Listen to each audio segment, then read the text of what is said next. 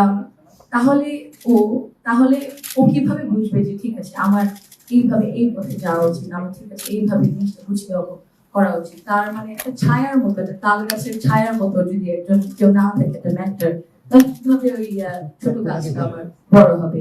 আমরা দেখি পুরুষদের জন্য অনেক রকম সুযোগ সুবিধা থাকে, কিন্তু নারীদেরকে ওইভাবে দেওয়া হয় না। কালচারাল অ্যাটিটিউডস আছে, ঠিক আছে, হয়তো বা মানে এত দূর যাওয়া যায় না, মানে ইয়াং মেয়ে হয়তো বা কিনা হয় সব ছেলেদের সাথে, ওগুলাও আমাদের বার করতে লাগবে। কিন্তু নারীদেরকে ওই কানেকশনটা করতে হবে যে আচ্ছা ঠিক আছে, মেন্টরশিপ আর ট্রেনিং পলিটিক্স এর মধ্যে পলিটিক্যাল পার্টিদের এই দায়িত্বটা নিতে হবে।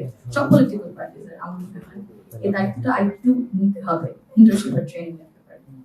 আর একটা বড় বিষয় যে ফাইন্যান্সিং এর ব্যাপারে, ফাইন্যান্সিং ও বিরাট বড় একটা ক্যাম্পেইন যদি করতে চান, রাজনীতি যদি চলতে চান, ফাইন্যান্সিং যে পলিটিক্যাল পার্টিসদের মানে ইকুইটি, ইকুয়ালিটি তো আমরা জানি সমান সমান, ইকুইটি হচ্ছে বোঝা যে বৈষম্য হয় কিন্তু ওই জিনিসকে ঠিক করার জন্য আরো আরো সুযোগ সুবিধা দিতে হবে।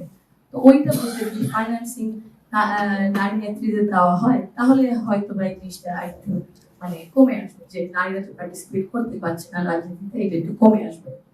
এবং নারীদেরকে সুযোগও দেওয়া উচিত, বুঝতে আছে ঠিক আছে ওনার মানে মেধা আছে দাঁড়ানোর জন্য কোনো একটা লোকাল গভর্নমেন্টে, না হলে কোনো একটা কনস্টিটিউয়েন্সিতে।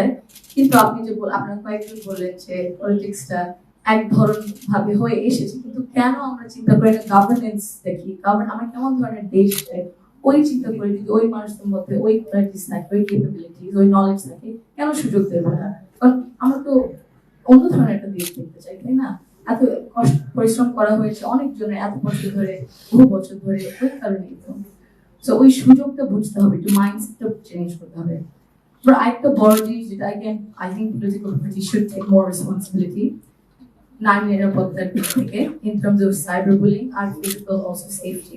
দি কোডস অফ কন্ডাক্টস থাকে প্রতিটা পলিটিক্যাল পার্টি, যে আচ্ছা ঠিক আছে যে এই মানে আমাদের আইন তো আছে, কিন্তু পলিটিক্যাল পার্টির দায়িত্ব নিতে হবে, দায়িত্ব যে কোড অফ কন্ডাক্ট সেফটির দিক থেকে। যদি কোনো নারী নেত্রী, স্টুডেন্ট লিডার্স কোনো কিছু হয়, তাহলে ওরা ওদের মানে এই লিগাল তাহলে কোড অফ কন্ডাক্টের মধ্যে যে ভিতরেও যদি কিছু হয়, আমরা দায়িত্বটা নিব যে আমরা ওনাকে প্রোটেক্ট করবো, ওনার পাশে থাকবো, ওনার পাশে দাঁড়িয়ে থাকবো, ছেড়ে দেবো না।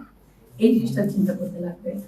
এবং ইনভেস্টমেন্ট, আপনার কয়েকজন বলেছেন ইনভেস্টমেন্ট বারবার, শুধু একবার দুইবার একটু মানে দেখানোর জন্য করলে হবে না, আমাদের বারবার ইনভেস্ট করতে লাগবে।